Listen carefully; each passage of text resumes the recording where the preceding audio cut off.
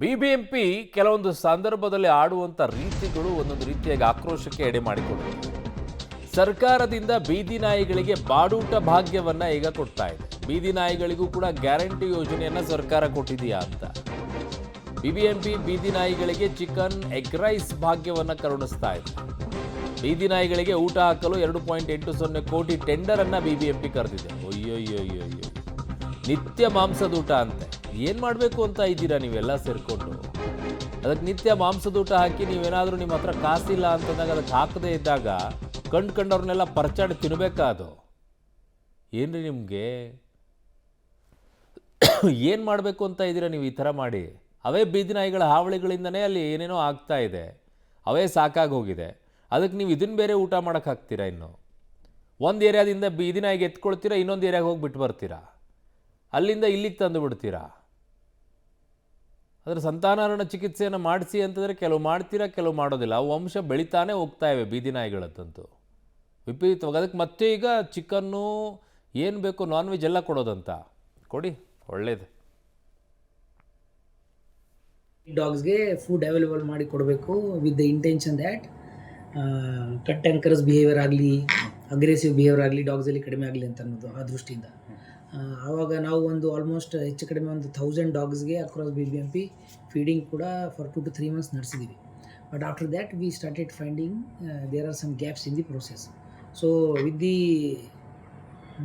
The experience which we had got, ಏನು ಅನುಭವ ಇತ್ತು ಆ ಅನುಭವ ಆಧಾರದ ಮೇಲೆ ಈಗ ಈ ವರ್ಷ ಬಿಬಿಎಂಪಿದ ಬಜೆಟಲ್ಲಿನೇ 2.8 crores ಪ್ಲಸ್ ಗ್ರ್ಯಾಂಟ್ ನಾವು across BBMP per zone 500 to 600 dogs what ever cost ಎಷ್ಟು ಬರುತ್ತದೆ per dog per day feeding ಅದು ಗಮನದಲ್ಲಿ ಇಟ್ಕೊಂಡು ಒಂದು ಫೀಡಿಂಗ್ ಪ್ರೋಗ್ರಾಮ್ ಮಾಡೋಕ್ಕೆ ಬಜೆಟಲ್ಲಿನೇ ಪ್ರೊವಿಷನ್ ಮಾಡಿದ್ದೀವಿ.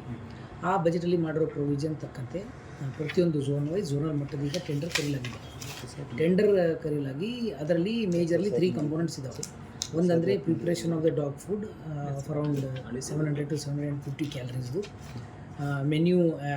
ಮೆನ್ಯೂ ಡ್ರಾ ಮಾಡಿ ಕೊಟ್ಟಿದ್ದೀವಿ.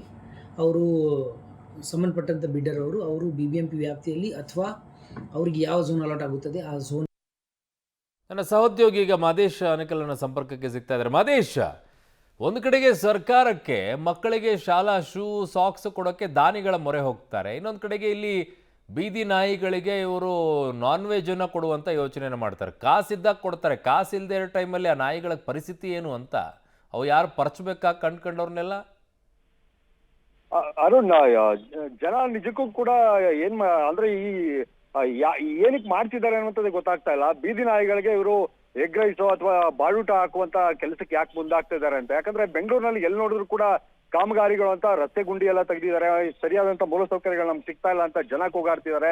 ಇಂದಿರಾ ಕ್ಯಾಂಟೀನ್ಗಳೆಲ್ಲವೂ ಕೂಡ ನಾವೇ ಸರಣಿಯಾಗಿ ಸುದ್ದಿಗಳನ್ನು ಮಾಡಿದೀವಿ. ಯಾವ ಮಟ್ಟಕ್ಕೆ ಇಂದಿರಾ ಕ್ಯಾಂಟೀನ್ಗಳನ್ನ ಮೇಂಟೈನ್ ಮಾಡ್ತಿದ್ರಿ, ಅದು ಕೂಡ ಸಿದ್ದರಾಮಯ್ಯನವರು ಮತ್ತೆ ಮುಖ್ಯಮಂತ್ರಿ ಆದ ನಂತರ ಅದನ್ನೆಲ್ಲ ನಾವು ಓಪನ್ ಮಾಡ್ತೀವಿ, ಸರಿ ಮಾಡ್ತೀವಿ ಅಂತ ಹೇಳಿದ್ರು. ಆದ್ರೆ ಪಬ್ಲಿಕ್ ಟಿವಿಯಲ್ಲೇ ಹಲವು ಇಂದಿರಾ ಕ್ಯಾಂಟೀನ್ಗಳ ದುಸ್ಥಿತಿಯ ಬಗ್ಗೆ ವಿಸ್ತೃತವಾಗಿ ವರದಿ ಪ್ರಸಾರ ಆಗಿದೆ. ಆದ್ರೂ ಕೂಡ ಯಾವ್ದನ್ನು ಎಚ್ಚೆತ್ತುಕೊಳ್ಳದೆ ಅವುಗಳನ್ನ ಸರಿ ಮಾಡದೆ ಈಗ ಈ ಕೆಲಸಕ್ಕೆ ಯಾಕೆ ಮುಂದಾಗ್ತದೆ? ಅದು ಕೂಡ 2 ಇಂದ 3 ಕೋಟಿವರೆಗೂ ಕೂಡ ಟೆಂಡರ್ ಇದು. ಈ ಟೆಂಡರ್ ಕೊಟ್ಟು 8 ವಲಯಗಳಲ್ಲಿ ಬೀದಿ ನಾಯಿಗಳಿಗೆ ನಾವು ಊಟ ಹಾಕ್ತೀವಿ ಅನ್ನೋ ತರದ ಯೋಜನೆ ಇದೆಯಲ್ಲ, ಇದು ನಿಜಕ್ಕೂ ಕೂಡ ಒಂದು ಮಟ್ಟಕ್ಕೆ ನಗಪಾಟ್ಲು ಅನಿಸ್ತಾ ಇದೆ.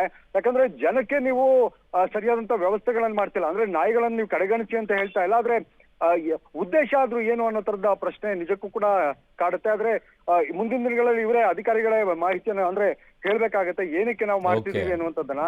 8 ವಲಯಗಳಲ್ಲೂ ಕೂಡ ಈಗ ಏನ್ ಬೀದಿ ನಾಯಿಗಳಿದಾವೆ ಅವುಗಳನ್ನ ಕೌಂಟ್ ಮಾಡಿ ಯಾವ ಪ್ರಮಾಣದಲ್ಲಿ ಊಟ ಹಾಕ್ಬೇಕು, ಏನೆಲ್ಲ ಹಾಕ್ಬೇಕು, ಇವೆಲ್ಲವನ್ನು ಕೂಡ ಈಗ ಟೆಂಡರ್ ಅನ್ನ ಕರೆಯುವಂತ ಕೆಲಸವನ್ನ ಮಾಡಿರುವಂತದ್ದು ಪಾಲಿಕೆ. ಓಕೆ ಮಾದೇಶ್, ನೀವೆಲ್ಲ ಮಾಹಿತಿಗೆ ಧನ್ಯವಾದಗಳು. ನಾಯಿ ಹಿಡಿಯೋ ಟೀಮೇ ಸರಿಯಾಗಿ ದುಡ್ಡು ಹೊಡ್ಕೊಂಡು ಓಡಾಡುತ್ತೆ, ಹಿಡಿಯೋದಿಲ್ಲ. ಇನ್ನು ತಿನ್ನೋ ಭಾಗ್ಯ, ದುಡ್ಡು ಹೊಡೆಯೋ ಪ್ರೋಗ್ರಾಮ್ ಇದು, ಮತ್ತೊಂದು ಇನ್ನೇನೂ ಇಲ್ಲ.